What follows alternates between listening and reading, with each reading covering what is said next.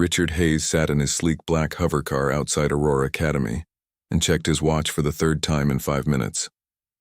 The afternoon sun cast long shadows across the marble columns of the school entrance, where Earth's wealthiest families sent their children to learn. Richard owned 17 mining operations across 4 different planets, and his company employed millions of people throughout the galaxy. But every Friday he made time to pick up his son Danny from school himself. It was one of the few normal things he did in his otherwise extraordinary life, and he cherished these moments more than any business deal or board meeting. The school doors opened and children began streaming out in small groups, talking and laughing as they headed toward waiting vehicles. Richard spotted Danny's brown hair among the crowd, but something made him sit up straighter in his seat. His 8-year-old son was walking beside a man in a brown custodial uniform, and they seemed to be in the middle of an animated conversation. The man was tall with dark skin, and he carried Danny's backpack over one shoulder, while Danny gestured wildly with his hands, clearly explaining something important. Richard felt his chest tighten with an emotion he could not quite name as he watched this stranger interact so comfortably with his child. Danny laughed at something the man said, and Richard found himself opening the car door and stepping out onto the pristine sidewalk. Other parents glanced his way, recognizing the famous billionaire, and some nodded respectfully, but Richard's attention remained fixed on his son and the janitor. As they approached, Danny's face lit up when he saw his father standing by the car, but instead of running over immediately, the boy turned to the man beside him. The janitor handed Danny his backpack and smiled warmly down at the child. Richard could see genuine affection in that smile, and it both comforted and unsettled him. Danny said something Richard could not hear, and then did something that made Richard's eyebrows rise in surprise. His son hugged the janitor quickly before turning and jogging toward the car. Richard forced a smile as Danny reached him, but his eyes remained on the custodial worker who had already turned and was walking back toward the school building. The man moved with an odd grace for someone who spent his days cleaning floors and emptying trash bins, and Richard filed that observation away for later consideration. Danny climbed into the back seat chattering excitedly about his day, and Richard got behind the wheel trying to focus on his son's words. The hover car lifted smoothly off the ground and joined the flow of traffic heading toward the residential towers of New Seattle, but Richard's mind was elsewhere. He kept seeing that easy familiarity between Danny and the janitor and wondering what it meant. After several minutes of listening to Danny talk about his robotics class and the cafeteria's new menu, Richard carefully steered the conversation in a different direction. He asked Danny about the man he had been walking with and tried to keep his tone casual and unconcerned. Danny's face brightened immediately, and he launched into an enthusiastic explanation about Mr.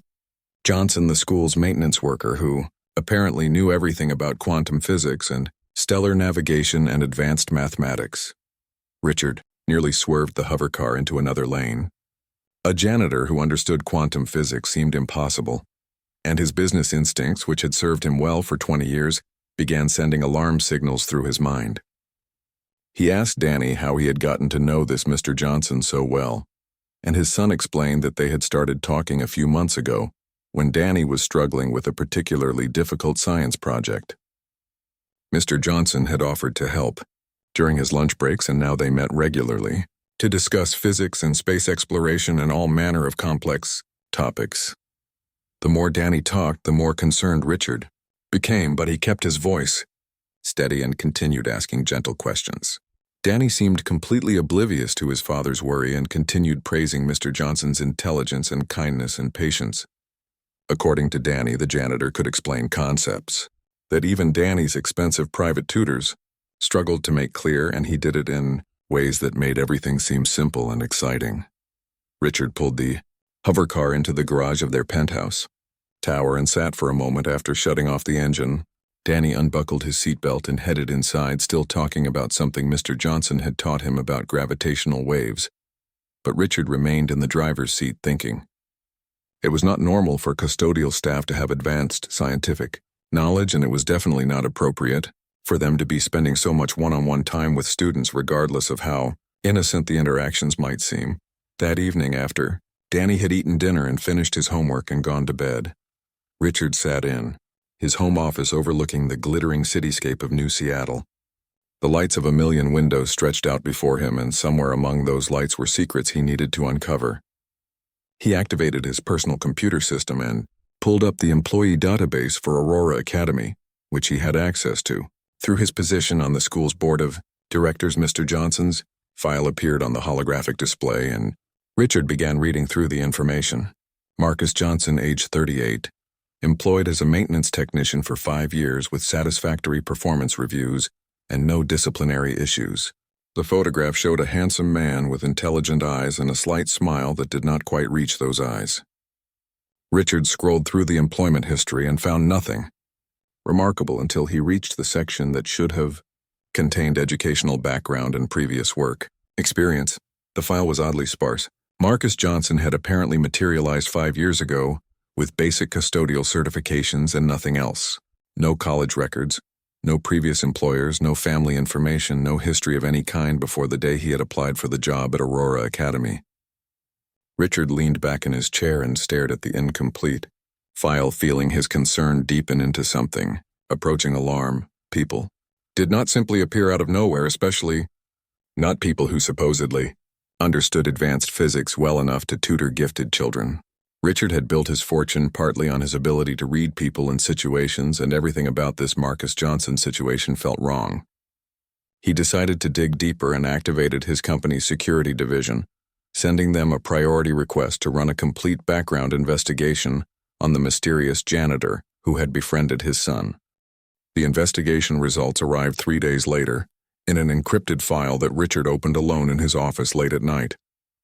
He poured himself a glass of whiskey and began reading through the report that his security team had compiled, and with each page his confusion and concern grew deeper.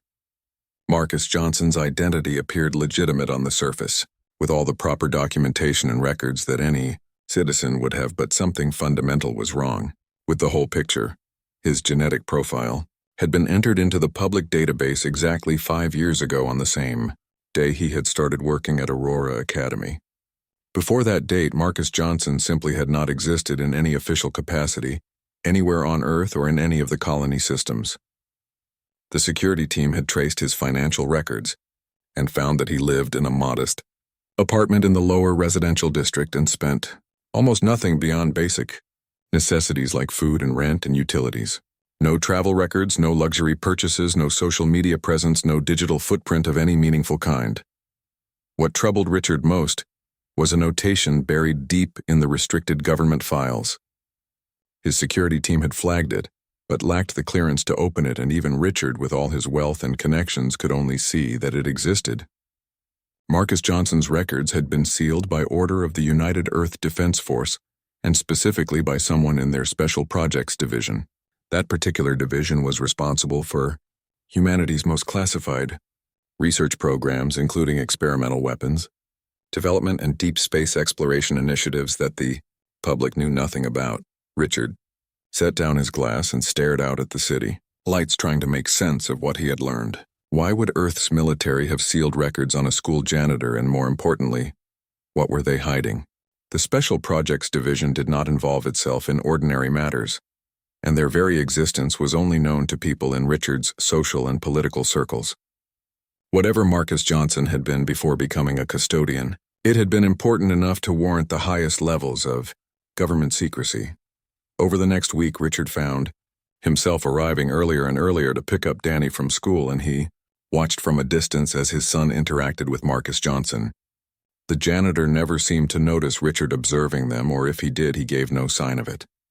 Richard watched Marcus help Danny with his science homework in the school garden, and saw him explain something complex using simple hand gestures that made Danny nod in understanding. Other children seemed drawn to Marcus as well, and Richard observed him patiently helping a young girl grasp a mathematical concept that had frustrated her. Nothing about Marcus's behavior seemed inappropriate or threatening. He maintained proper boundaries, never touching the children unnecessarily, and always staying in public areas where other staff could see him. Yet Richard could not shake the feeling that something important remained hidden beneath the surface of this seemingly simple custodian's life. The way Marcus handled the school's laboratory equipment suggested familiarity beyond what a maintenance worker would possess, and Richard noticed he cleaned the delicate scientific instruments with the careful precision of someone who understood their function and value. Richard began asking subtle questions of the school's administration and learned that Marcus was well liked by both staff and students.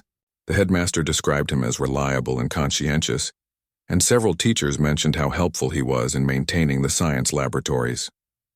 One physics instructor commented, offhandedly, that Marcus seemed to know more about quantum mechanics than most university professors, but the teacher had laughed as he said it, assuming he was making a joke. The more Richard learned, the more convinced he became that Marcus Johnson was hiding something significant. A man with apparent advanced knowledge working as a janitor with a completely fabricated identity and government-sealed records did not add up to anything innocent. Richard considered going to the authorities but realized they likely already knew about Marcus, given the military seals on his file. He thought about confronting the school administration but worried they might simply fire Marcus and then Richard would lose any chance of understanding what was really going on. Finally, Richard decided that the only way to get real answers was to confront Marcus directly. He spent several days planning the conversation, trying to anticipate how a man with secrets might react to being questioned by someone who had clearly been investigating him. Richard knew he held certain advantages in any confrontation, including wealth and influence, but he also knew that desperation could make people dangerous, and he had no idea what Marcus might be desperate to protect. On a Friday afternoon, Richard arrived at Aurora Academy, a full hour before dismissal time. He parked his hover car and made his way into the building, nodding at the security guard who recognized him. Richard had called ahead and learned that Marcus would be cleaning the advanced science laboratories on the 3rd floor, and he headed there with purpose and determination. His heart beat faster than normal, and he realized he felt genuinely nervous about this confrontation in a way that business negotiations never made him feel. The laboratory door stood open, and Richard could see Marcus inside carefully, cleaning a plasma spectrometer with steady, practiced movements. The janitor wore his standard brown uniform and appeared completely absorbed in his work, unaware that he was being observed.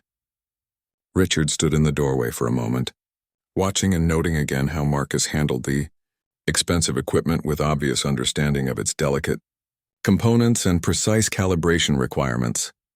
Richard cleared his throat and stepped into the laboratory, letting the door close behind him with a soft click.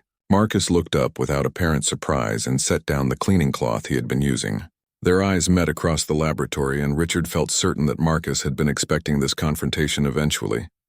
The janitor's expression remained calm and neutral, showing neither fear nor hostility, and he waited silently for Richard to speak. First, Richard moved further into the room and positioned himself between Marcus and the door, though he was not sure whether he did it intentionally or unconsciously. He studied the other man's face, looking for signs of deception or anxiety, but Marcus simply returned his gaze with those intelligent eyes that seemed to see more than they should. The silence stretched between them, heavy with unspoken questions and hidden truths, until finally Richard decided it was time to stop dancing around the real issue and demand some honest answers about who Marcus Johnson really was. Richard spoke first, keeping his voice low and controlled as he asked Marcus who he really was, and stated clearly that he did not want to hear any stories about being just a janitor. He explained that he had run background checks and knew about the government seals on Marcus's file and the complete absence of any history before 5 years ago. Richard watched Marcus's face carefully as he spoke, looking for any reaction that might give him insight into what secrets the man was hiding. Marcus remained quiet for a long moment, seeming to weigh his options carefully. Then he sighed deeply and gestured toward a chair, suggesting that Richard might want to sit down for what he was about to hear. Richard refused to sit, preferring to remain standing with his arms crossed defensively across his chest. Marcus nodded as if he had expected that response and moved to one of the laboratory benches, where he pulled a small device from his pocket.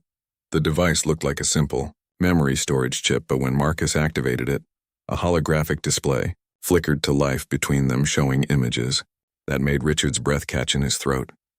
Marcus introduced himself with his full name, which was Marcus Chen Johnson, and explained that 12 years ago he had been the lead astrophysicist on a classified government project called Project Exodus. Richard had heard whispers about Project Exodus in certain elite circles, where rumors of first contact with Something alien were discussed in hushed tones over expensive dinners. The holographic images showed a massive structure floating in space at the edge of Earth's solar system.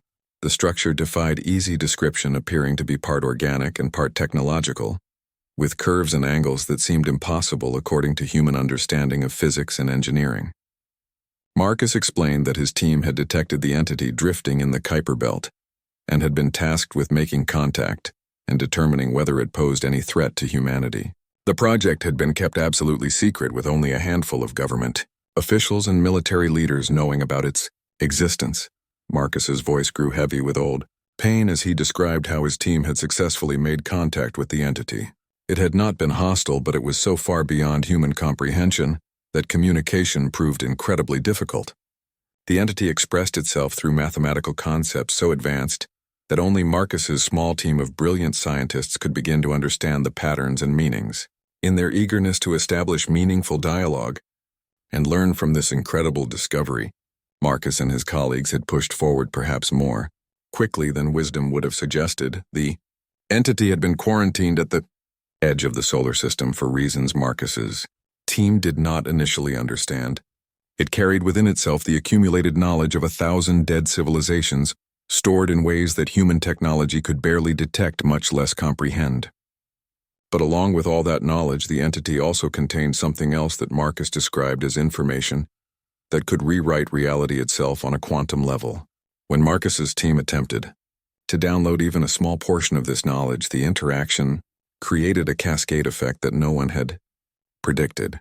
The holographic display showed the research station beginning to tear itself apart at the molecular level. Sections of the structure phased in and out of normal space, flickering between dimensions in ways that violated everything humanity knew about physics. Marcus's voice broke slightly as he described watching his colleagues and friends die in horrific ways as the station disintegrated around them. Some were torn apart by gravitational shears, while others simply vanished into dimensional rifts that opened and closed in microseconds. The entity had tried to warn them, Marcus realized too late, but the warning had been in mathematical language too complex for the humans to understand in time. Marcus had survived only because he had been conducting observations from a shielded pod some distance from the main station. He was forced to watch helplessly as 43 people died because of miscalculations he had made as the lead scientist. The guilt in his voice as he recounted these events was palpable, and Richard found his anger softening into something more complex. The holographic recording showed them final moments of the station's destruction, and then nothing but debris floating in the cold darkness of space. The military had moved swiftly to cover up the disaster, Marcus explained. They collected all the debris and survivors and classified everything under the highest levels of secrecy. Marcus was given a choice that was not really a choice at all. He could spend the rest of his life working in a classified military facility, helping them understand what had happened and potentially making the same mistakes again, or he could disappear completely.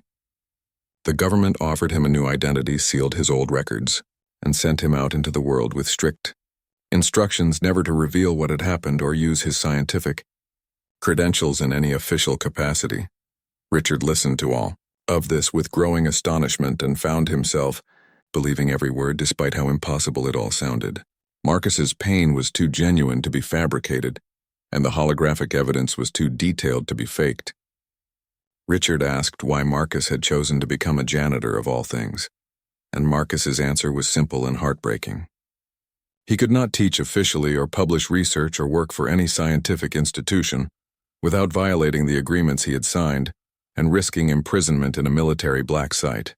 But working as a custodian in a school allowed him to be near learning and curious minds. Without drawing attention to himself, Marcus explained that Danny had reminded him of himself at that age, filled with questions and unafraid to think about big ideas. He had only wanted to nurture that curiosity and help Danny develop his obvious potential for scientific thinking. There had been nothing sinister in their friendship, only a broken scientist trying to do some good in the world after causing so much tragedy.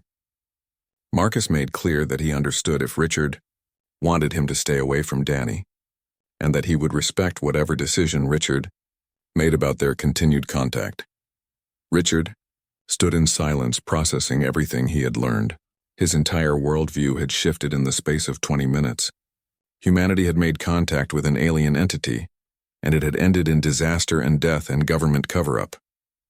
Standing before him was not a suspicious janitor, but a brilliant scientist who had reached the pinnacle of human achievement, only to lose everything because of a single tragic mistake. Richard thought about his own life and his own choices and realized that he had been incredibly lucky never to face consequences of that magnitude. Finally, Richard spoke and asked if the government knew where Marcus was now. Marcus confirmed that they monitored his location and checked in periodically to ensure he had not violated the terms of his agreement. As long as he kept quiet and did not attempt any real research, they left him alone to live his modest life. Richard nodded slowly and then surprised both himself and Marcus by asking if Marcus would be willing to consult on a problem that Richard's company was facing in deep space. Marcus looked at Richard with obvious suspicion and asked why a billionaire would want help from a janitor who was not supposed to use his scientific knowledge. Richard explained that he had a genuine problem that his best corporate scientists had been unable to solve, and that the conversation they had just had convinced him that Marcus might see something others had missed. He promised the work would be completely off the books with payment in untraceable credits and structured in a way that would not technically violate Marcus's agreement with the government. Richard pulled up holographic displays on his personal device showing data from Hayes Galactic Industries, operations in the Perseus arm of the galaxy. His mining teams had been trying to establish resource extraction facilities near a region where sensors kept detecting strange gravitational anomalies. The patterns made no sense according to conventional physics, and the unpredictable nature of the anomalies was costing Richard's company millions of credits in delayed operations and damaged equipment. Marcus stepped closer to the holographic display and Richard watched the man's eyes widen with recognition. Marcus reached out to manipulate the data with practiced gestures, and his expression shifted from suspicion to intense focus. He pointed out patterns in the gravitational readings that looked similar to what his team had detected around the entity 12 years ago. The patterns were not identical, Marcus explained, but the mathematical signature underlying them suggested something artificial rather than natural. Richard felt excitement building in his chest as Marcus continued analyzing the data. This was exactly what he had hoped for when he decided to approach Marcus directly. His corporate scientists had assumed the anomalies were natural phenomena, perhaps caused by unusual stellar configurations or dark matter concentrations, but Marcus saw something different. Marcus explained that these gravitational patterns looked like they might be generated by technology far more advanced than anything humanity had developed. Marcus asked questions about the exact location and the frequency of the anomalies and the specific effects on Richard's equipment. Richard provided all the information he had and watched Marcus's mind work through the problem with visible intensity. It was clear that Marcus had missed this kind of intellectual challenge during his years pushing mops and cleaning laboratories. The transformation from defeated janitor to brilliant scientist happened right before Richard's eyes, and he understood why the government had been so eager to either control or silence this man. After several minutes of studying the data, Marcus turned to Richard and stated that he would need access to better computational resources than what they had available in a school laboratory. Richard smiled and told Marcus that could be arranged easily. He owned private research facilities that operated independently of government oversight, and he could give Marcus access to some of the most powerful computers available outside of military installations. Marcus remained hesitant, pointing out that the government monitored him and would notice if he suddenly started using advanced computational systems. Richard had already thought of that problem and explained that Marcus would officially be consulting on equipment maintenance at a remote facility. If anyone asked, Marcus would simply be helping evaluate cleaning protocols for sensitive laboratory environments. It was a thin cover story, but Richard had excellent lawyers who could make the distinction between maintenance consultation and actual research hold up under scrutiny. The offer hung in the air between them, and Richard could see Marcus wrestling with the decision. On one hand, this was exactly the kind of work Marcus had been forbidden to do, and accepting would carry real risks. On the other hand, the puzzle visible in the holographic display was clearly irresistible to a mind like Marcus's. Richard waited patiently, knowing that pushing too hard might cause Marcus to refuse out of caution or principle. Finally, Marcus agreed but insisted on conditions. He would continue his janitorial work to maintain appearances, and would only work on Richard's problem during evenings and weekends. If at any point the government became suspicious, Marcus would immediately stop and destroy all evidence of his involvement. Richard agreed to these terms, and they shook hands, sealing an alliance that both men knew was risky but potentially rewarding. Over the following weeks, Richard set Marcus up in a hidden laboratory within one of his research facilities far from the city. The lab was officially designated as a maintenance evaluation center, and Marcus's access was logged under his custodial credentials. Richard provided Marcus with powerful computers and access to all the gravitational data his company had collected from the Perseus arm. Marcus dove into the work with an enthusiasm that Richard found both inspiring and slightly sad, knowing that this brilliant mind had been wasted. Mopping floors for 5 years, Danny noticed changes in his father during this time. Richard seemed more energized and engaged, often bringing up interesting scientific questions at dinner that made Danny's eyes light up with excitement. Richard was careful not to reveal anything about his arrangement with Marcus, but he found that working with the scientist had rekindled his own sense of wonder about the universe. Building a mining empire had been challenging, but exploring genuine mysteries felt different and more meaningful. Marcus became a regular visitor to the Hayes home, ostensibly to tutor Danny, but increasingly to discuss findings with Richard. The three of them would sit together in Richard's study, looking at data and talking about possibilities. Danny absorbed everything like a sponge, asking questions that sometimes stumped even Marcus, and Richard felt proud of his son's sharp mind. These evenings became some of Richard's favorite moments, reminding him why he had built his fortune in the first place: to create opportunities and explore new frontiers. The breakthrough came on a Tuesday night 3 months after Marcus had started analyzing the gravitational data. Richard's phone rang at 2 a.m, and Marcus's voice crackled with barely contained excitement. Richard threw on clothes and rushed to the hidden laboratory, arriving within 30 minutes, to find Marcus pacing in front of multiple holographic displays, all showing complex mathematical equations and gravitational wave patterns. Marcus explained his discovery in rapid speech that Richard struggled to follow. The anomalies were not natural phenomena at all, but rather a beacon that had been broadcasting for potentially thousands of years. Someone or something had placed this beacon in the Perseus arm, deliberately intending to attract the attention of any spacefaring civilization advanced enough to detect and interpret it. Humanity had been dismissing the signal as background noise because their scientists were looking for natural explanations and missing the artificial patterns hidden in the data. Richard stared at the holographic displays, trying to comprehend what Marcus was telling him. The patterns pulsing across the screens represented a message encoded in gravitational waves, and Marcus had successfully decoded the basic structure. The message contained coordinates pointing to a specific location deeper in the Perseus arm, along with what appeared to be both an invitation and a warning. The invitation welcomed any species capable of understanding the mathematics to come investigate further, but the warning suggested that only civilizations with sufficient technological advancement should attempt the journey. Marcus pulled up additional data showing what his analysis suggested existed at those coordinates. Based on the gravitational signature, there was a structure of enormous size, possibly as large as Earth's moon. The technology required to generate the beacon's gravitational waves was far beyond anything humanity had achieved, making even the most advanced human systems look primitive by comparison. Whatever had built this structure and its beacon possessed capabilities that Marcus could barely theorize about, much less fully understand. Richard felt something shift inside him as he looked at the evidence Marcus had compiled. His business empire, his billions of credits, his influence on Earth and across the colonies, all of it suddenly seemed small and insignificant.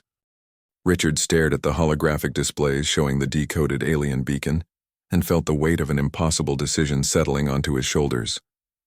Marcus stood beside him, waiting silently for Richard's response to this revelation that could change everything humanity understood about its place in the universe. Finally, Richard spoke and said they needed to tell someone about this discovery, perhaps the government or the scientific community. Marcus's expression darkened immediately, and he reminded Richard what had happened the last time humanity encountered alien technology. Marcus explained that if they reported this discovery to the government, it would immediately become classified under the highest levels of secrecy. The military would take control of all the data and bury it in some black project where only a handful of people would ever know it existed. Humanity as a whole would never learn that they were not alone in the universe, and the knowledge would be hoarded by the powerful few who already controlled so many secrets. Marcus's voice carried the bitterness of someone who had lived through exactly that scenario and lost everything because of it. Richard understood Marcus's concerns, but argued that mounting any kind of expedition to investigate the beacon would require resources beyond what even his considerable wealth could provide. Marcus surprised him by disagreeing and pointing out that Richard's company already possessed ships capable of reaching the Perseus arm, along with the life support systems and scientific equipment needed for deep space exploration.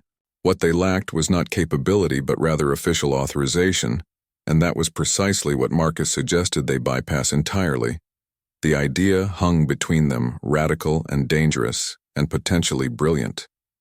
Marcus proposed that they mount a private expedition using Richard's resources and document everything they found. Instead of reporting to the government first, they would broadcast their findings directly to the public, ensuring that no one could suppress or classify the information. Humanity deserved to know the truth, Marcus argued, and this might be their only chance to prevent another cover-up like what had happened with Project Exodus. Richard walked to the laboratory windows and looked out at the dark landscape beyond, trying to process what Marcus was suggesting. It would cost billions of credits and likely destroy Richard's relationships with various government contracts that provided significant revenue for his company. There would almost certainly be legal consequences and possible criminal charges for conducting unauthorized deep space exploration and making contact with alien technology without government oversight. Everything Richard had built over decades could be at risk. But as Richard considered the alternatives, he thought about his son Danny and the kind of universe he wanted to leave for the next generation. Did he want Danny to grow up in a world where humanity cowered behind bureaucratic walls and let governments control access to knowledge about their cosmic neighbors? Or did he want to show his son that some things were worth risking everything for, especially the chance to reach out and touch something greater than themselves? Richard turned back to Marcus and asked how long it would take to plan such an expedition. Marcus's eyes widened slightly as he realized Richard was seriously considering the idea. He explained that with proper resources they could be ready to launch within 6 months. They would need to recruit a small crew of specialists who could be trusted to keep the mission secret during preparation, and who shared their vision of making the discovery public. They would need to modify one of Richard's exploration vessels with additional sensors and recording equipment to document everything they encountered. Over the following weeks, Richard began quietly diverting resources to the project. He was careful to spread the costs across multiple divisions of his company and to structure everything in ways that would not attract immediate attention from shareholders or government regulators. He used shell companies and offshore accounts to purchase equipment and supplies. Marcus worked on mission parameters, drawing on his experience with Project Exodus to identify potential dangers and design protocols that would hopefully prevent the catastrophic mistakes that had killed his colleagues. Recruiting. The crew proved challenging because they needed people with specific skills who would also be willing to participate in what was essentially an illegal expedition. Richard used his extensive network to identify scientists and engineers who had expressed frustration with government restrictions on deep space research. He approached them carefully, feeling out their attitudes before revealing the true nature of what he was planning. Some refused immediately, unwilling to risk their careers, but others responded with the same excitement Richard felt at the prospect of genuine discovery. Marcus interviewed each potential crew member, personally assessing not just their technical qualifications but their character and judgment. He explained the risks honestly, including the possibility of encountering technology that could be dangerous if mishandled. He told them about Project Exodus and what had happened when humans pushed too fast with insufficient understanding. The people who agreed to join after hearing Marcus's story were exactly the kind of careful, thoughtful individuals they needed. Danny began noticing that something big was happening, though his father tried to keep him from knowing too many details. The boy was smart and observant, and he picked up on the excitement in Richard's voice when he talked about work. One evening, Danny asked his father directly if something important was going on, and Richard realized he could not lie to his son. He sat Danny down and explained in age-appropriate terms that Marcus had made a discovery, and they were planning to investigate it. Richard told Danny about the alien beacon broadcasting its message across the stars, inviting humanity to come meet its creators.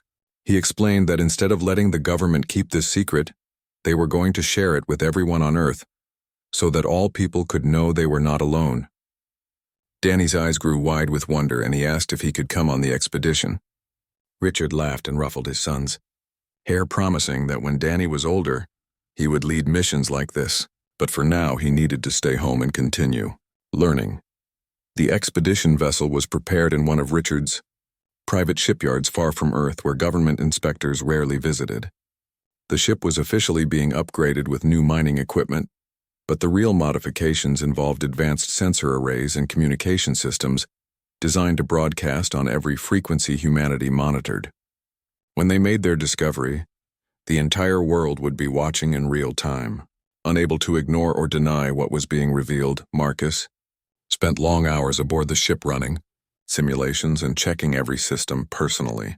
He carried the weight of his past failures and was determined not to make the same mistakes again. Richard often found him working late into the night, double and triple checking calculations that other crew members had already verified. The two men had developed a deep friendship built on mutual respect and shared purpose that transcended their different backgrounds. As the launch date approached, Richard felt both excitement and fear warring inside him. He was about to risk everything he had built on what might turn out to be the most important journey humanity had ever undertaken. His lawyers had prepared statements explaining his actions and defending the legality of private space exploration. His financial advisors had restructured his assets to protect his family in case the government decided to seize his company. Everything was ready, but Richard knew there would be no turning back once they launched.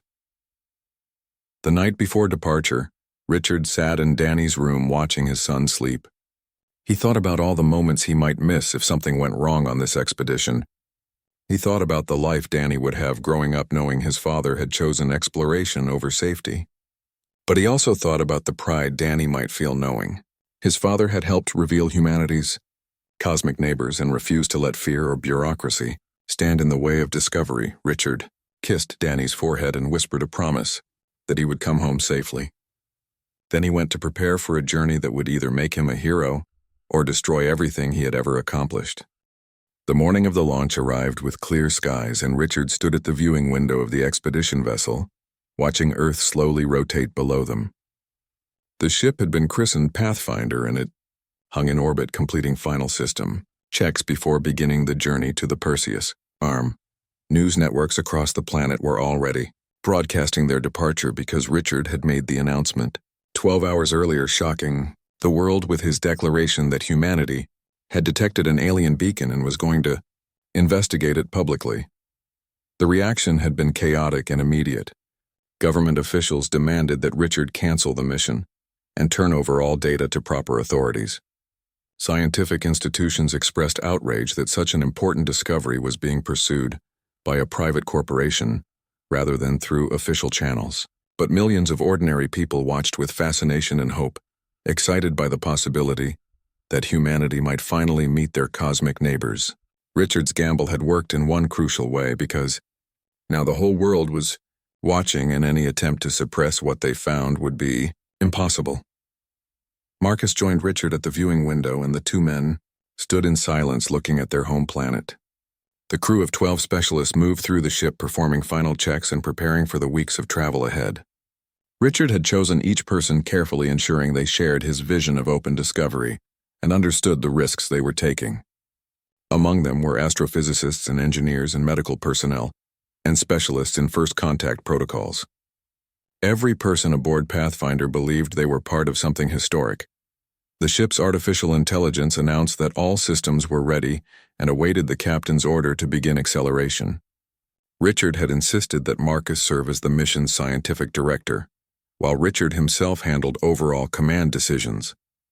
It was an unusual arrangement, but Richard trusted Marcus's judgment completely, especially when it came to dealing with alien technology. Marcus had lived through one disaster, and his caution would help prevent another. Richard gave the order to proceed and felt the gentle push of acceleration as Pathfinder's engines fired. Earth began to shrink behind them as the ship picked up speed, heading out of the solar system, toward the coordinates Marcus had decoded from the beacon. The journey would take 6 weeks even at maximum sustainable velocity, and Richard knew those weeks would be filled with both anticipation and anxiety. Every member of the crew understood they were heading into unknown territory where the normal rules might not apply. The first week passed without incident as Pathfinder traveled through familiar space near the outer planets. Richard established a routine of daily briefings where Marcus would present updated analysis of the beacon's signals and discuss theories about what they might find. The crew listened intently, asking questions and offering their own insights. Richard was impressed by the quality of people he had recruited and felt confident they could handle whatever challenges awaited them. Danny sent video messages every day from Earth telling his father about school and asking excited questions about the mission. Richard recorded responses during his off hours, trying to explain complex concepts in ways his 9-year-old son could understand. He told Danny about the beauty of deep space and the strange quietness of traveling between stars. He promised to bring back stories that Danny could share with his classmates and maybe inspire other children to dream about the cosmos. Marcus spent most of his time in the sensor room monitoring the beacon signals and watching for any changes in the patterns. He had set up algorithms to alert him if the beacon responded to their approach, which seemed likely given that it appeared designed to attract attention. Richard often found Marcus staring at the data streams late at night, unable to sleep because of excitement or worry or both. They would talk for hours about possibilities ranging from wonderful to terrifying.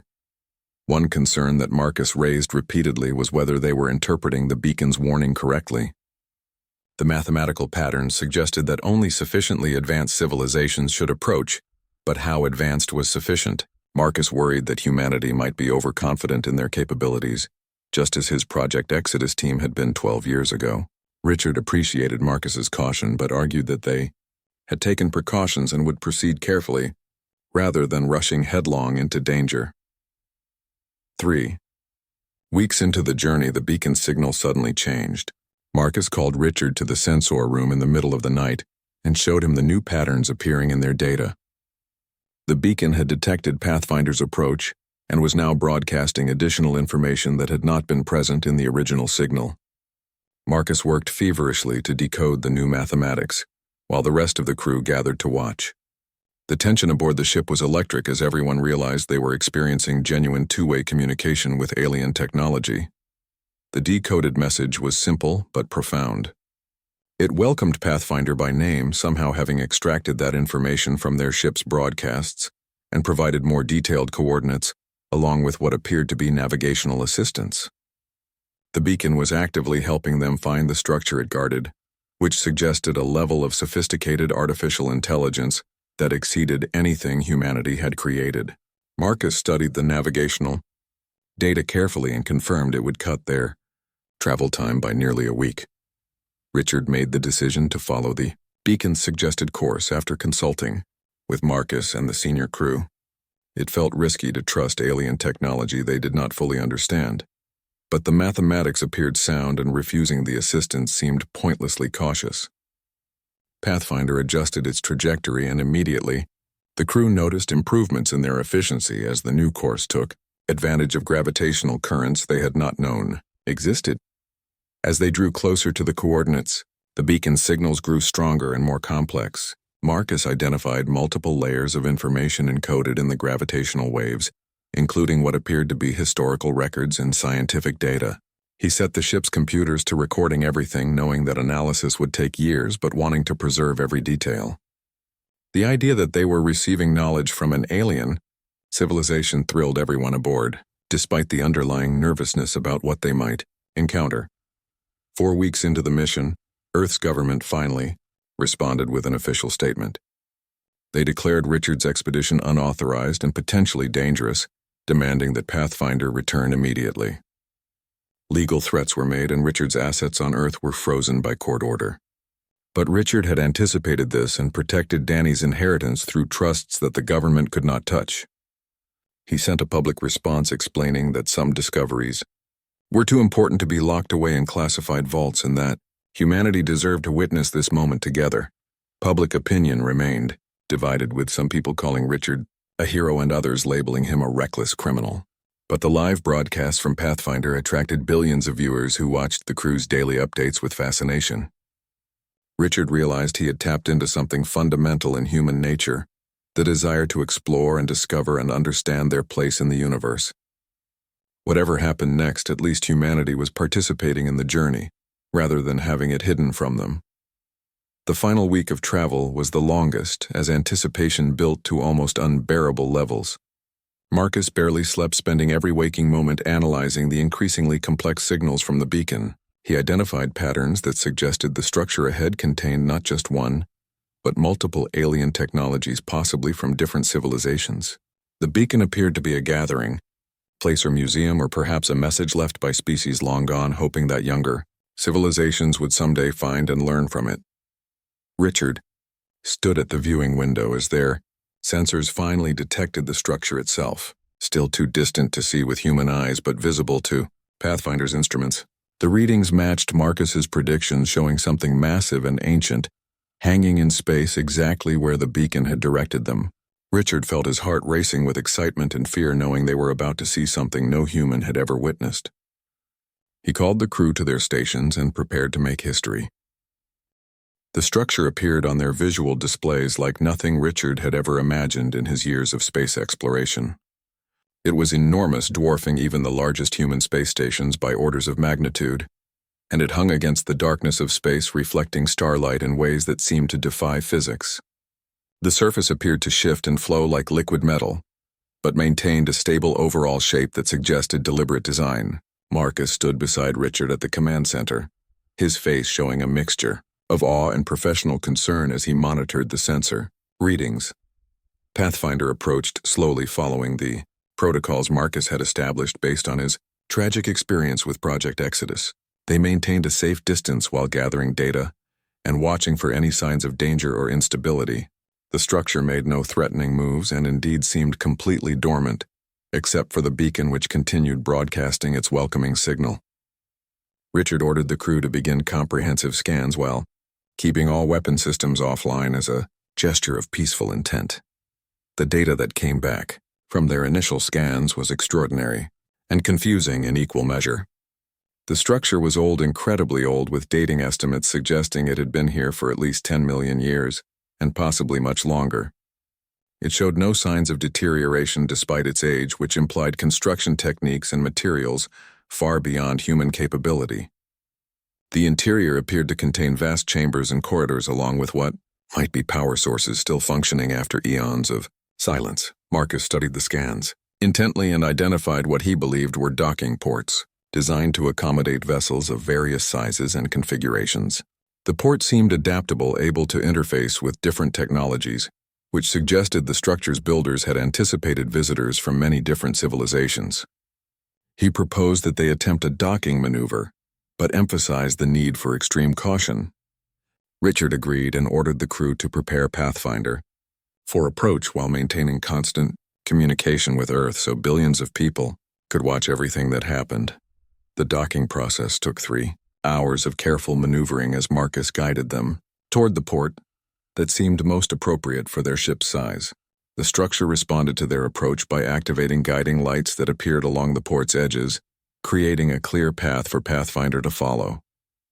It was both reassuring and unsettling to see the ancient technology react to their presence, demonstrating intelligence, or at least sophisticated automated systems that had survived millions of years. When Pathfinder finally connected with the docking port, the ship's sensors registered a perfect seal forming around their airlock. Atmospheric readings from beyond the airlock showed breathable air at comfortable temperature and pressure, which seemed impossible, but the instruments insisted it was accurate. Marcus theorized that the structure might be analyzing their biological needs and adjusting conditions accordingly. The implications of technology that advanced made Richard's head spin even as excitement built in his chest. Richard assembled an initial exploration team consisting of himself, Marcus, and 4 other crew members, while the remaining personnel stayed aboard Pathfinder, monitoring conditions and ready to respond to any emergency. They wore full environmental suits despite the sensor readings suggesting they were unnecessary because Marcus insisted on following proper safety protocols. Each suit was equipped with cameras, broadcasting everything they experienced back to Earth, where an estimated 6 billion people were watching live. The airlock opened and Richard stepped through into the alien structure, feeling his boots touch a floor that had not known footsteps for millions of years. The corridor beyond was vast with walls that seemed to glow with soft internal light. The architecture was beautiful in an alien way with curves and angles that felt organic yet precisely engineered. Marcus moved cautiously beside Richard, scanning everything with handheld instruments and comparing readings to his theoretical models. They advanced slowly down the corridor following markers that appeared on the walls, seemingly anticipating their path. The markers displayed symbols that looked mathematical in nature, and Marcus studied them intently, trying to decode their meaning. After several minutes, he announced that the symbols appeared to be directions guiding them toward what he translated as a central information repository. Richard made the decision to follow the guidance, reasoning that the structure had gone to considerable effort to bring them here and probably had something specific it wanted to show them. The corridor opened into a chamber, so large that Richard could not see the far walls. The ceiling soared overhead, displaying what appeared to be a living star map, showing galaxies and stellar clusters in three-dimensional detail. In the center of the chamber stood a circular platform, and when Marcus stepped onto it, the entire room came alive with light and sound and sensations that bypassed their physical senses entirely. Richard felt information flowing into his mind, not through words or images, but through pure understanding that transcended normal communication. The structure identified itself as a legacy archive created by a coalition of ancient civilizations who had achieved technological transcendence but wanted to leave something behind for younger species who would come after them. The coalition had consisted of 17 different alien races who had met and formed alliances, and eventually evolved beyond physical existence into forms that humanity could not yet comprehend. Before transcending, they had built archives like this one throughout the galaxy as gifts to civilizations that were just beginning to reach for the stars. The archive explained that it had been waiting for humanity specifically. The beacon had been calibrated to attract species at a particular stage of development, capable of understanding advanced mathematics, but not yet so advanced that they no longer needed the knowledge contained within. Humanity was at a crucial point in their evolution, and the choices they made now would determine whether they followed the path toward transcendence or destroyed themselves as so many other species had done. Richard felt overwhelmed by the magnitude of what he was experiencing. The archive was offering humanity the accumulated knowledge of 17 advanced civilizations, everything from energy technologies that could end resource scarcity to medical advances that could cure diseases to philosophical frameworks for building peaceful societies. But the archive also contained warnings about the dangers of developing certain technologies too quickly without corresponding social and ethical development. Marcus stood on the platform beside Richard, and the archive seemed to recognize him specifically. It showed him images of Project Exodus and the entity he had encountered 12 years ago. That entity had been another legacy archive from an even older civilization, but humanity had approached it unprepared and paid a terrible price for their hubris. The current archive explained that it had been monitoring human development since that disaster, waiting for signs that humanity had learned from the tragedy and was ready to try again more carefully. The archive presented them with a choice. It could provide all its knowledge, immediately downloading everything into Pathfinder's computers and into the minds of the exploration team, but doing so carried risks because the human mind and human society were not ready to absorb that much transformative information at once. Alternatively, the archive could release its knowledge gradually over generations, allowing humanity time to adapt and grow into the understanding, rather than being overwhelmed by it. Richard and Marcus stepped off the platform and gathered the exploration team to discuss what they should do. This was possibly the most important decision in human history, and Richard felt the weight of it crushing down on him. Marcus argued strongly for the gradual approach, citing his own experience with trying to absorb too much alien knowledge too quickly. Other team members pointed out that humanity faced urgent problems like climate change and political conflicts that might benefit from immediate access to advanced solutions. They debated for hours, while billions of people on Earth watched and formed their own opinions. Richard realized that this was exactly why he had made the mission public, rather than allowing it to be classified. A decision this important should not be made by a handful of people in secret, but should involve all of humanity in some way. He broadcast a message to Earth explaining the situation and asking people to send their input on what humanity should choose. The response from Earth came in overwhelming waves as billions of people sent messages sharing their opinions on whether humanity should accept immediate knowledge or gradual enlightenment. Richard and his crew spent 2 days reviewing the input, looking for patterns in what people wanted and needed. The results were fascinating and somewhat surprising, showing that most people, regardless of nationality or background, preferred the slower approach. They wanted humanity to earn their advancement, rather than having it handed to them, and they feared that too much change too quickly would destroy the very things that made them human. Marcus was relieved by this consensus because it aligned with his own hard-won wisdom about the dangers of rushing into contact with technologies beyond current understanding. He worked with the archive to establish parameters for how knowledge would be released, suggesting that it start with solutions to immediate, practical problems like clean energy and disease treatment, while holding back more transformative technologies, until humanity demonstrated readiness. The archive agreed to these terms and began transferring initial data packets to Pathfinder's computers. Richard watched the transfer process and felt a profound sense of hope, mixed with appropriate humility. Humanity was being given an extraordinary gift, but they were choosing to unwrap it slowly and carefully rather than tearing it open in their eagerness. This showed a maturity that Richard had not been certain his species possessed, and it made him proud to be human. He thought about Danny back on Earth watching all of this and learning lessons about patience and wisdom that would shape the man he would become. The archive revealed additional information about the galaxy that changed humanity's understanding of their place in the cosmos.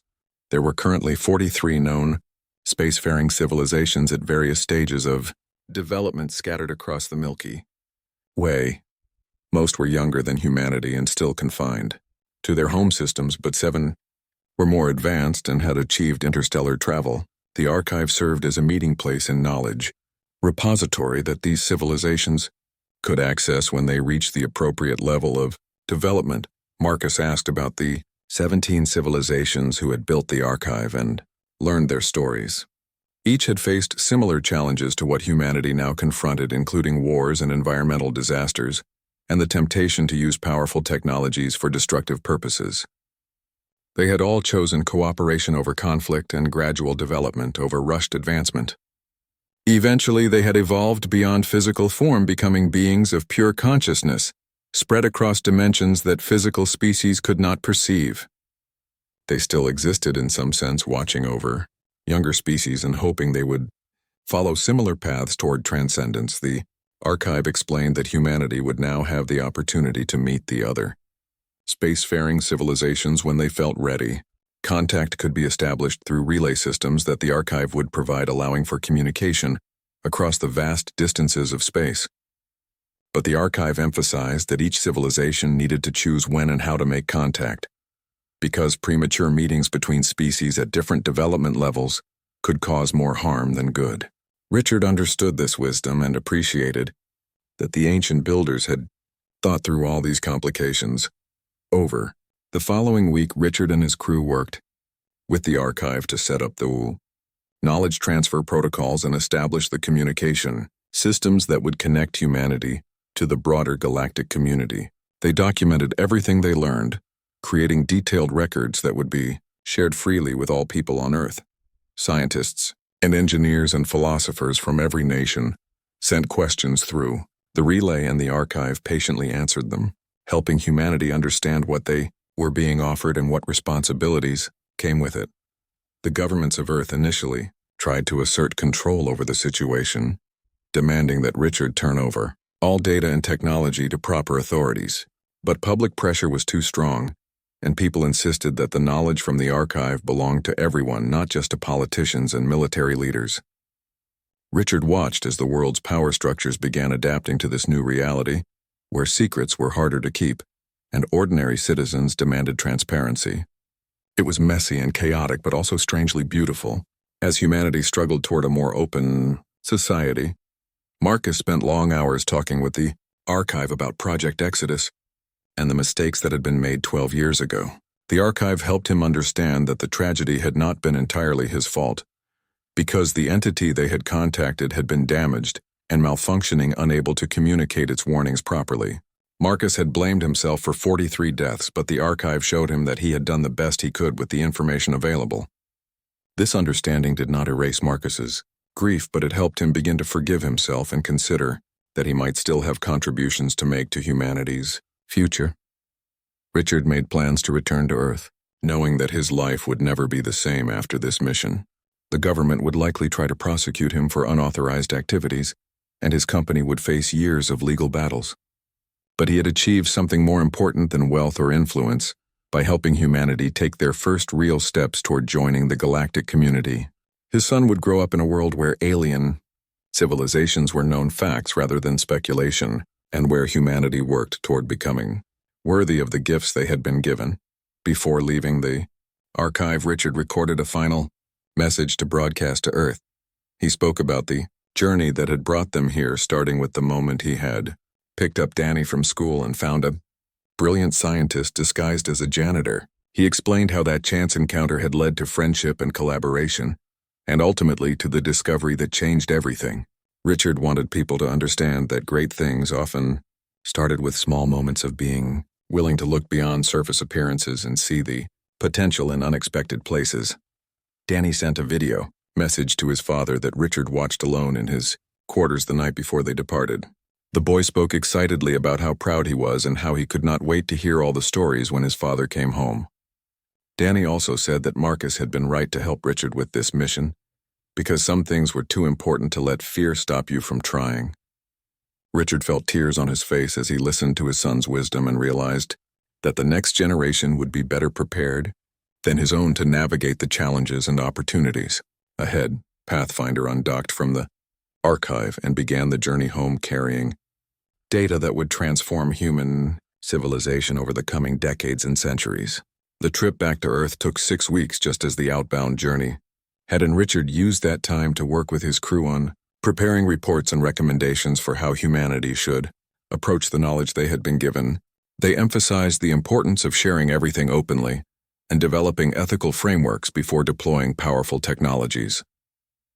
Earth came into view on their screens, and Richard felt a complex mix of emotions. He was eager to see Danny and to begin the work of helping humanity navigate this new chapter in their history. But he also knew challenges awaited, including legal troubles and the difficult process of convincing people to move slowly when quick solutions seemed available. Marcus joined him at the viewing window, and the two men looked at their home planet in silence. Richard broke the silence by thanking Marcus for everything he had contributed to the mission. Without Marcus's knowledge and caution, they might have made terrible mistakes in their approach to the archive. Marcus smiled and pointed out that without Richard's courage and resources, they never would have reached the archive at all. They had made a good team, bringing together different strengths to accomplish something neither could have done alone. Pathfinder entered Earth orbit to a hero's welcome despite the government's official disapproval. Millions of people gathered in cities around the world celebrating humanity's first contact with the legacy of advanced civilizations. Richard prepared to face whatever legal consequences awaited him, knowing that he had helped give humanity a future worth reaching toward. The journey that had begun with a billionaire picking up his son from school and noticing a janitor who seemed too intelligent for his job had ended with humanity taking its first steps toward the stars and the wonders that awaited them there. Marcus stood on the bridge as they prepared to land and thought about how his life had come full circle from the tragedy of Project Exodus through years of hiding and grief to this moment of redemption and hope. He had helped humanity succeed where he had once failed, and that knowledge brought him a peace he had not felt in 12 years. The archive had given him a second chance, just as Richard had, and he intended to make the most of it by helping guide humanity through the challenging times ahead. The future was uncertain and full of dangers, but it was also bright with possibilities that previous generations could only have dreamed about. Richard and Marcus had shown that ordinary people with courage and curiosity could change the course of history when they were willing to take risks for the greater good.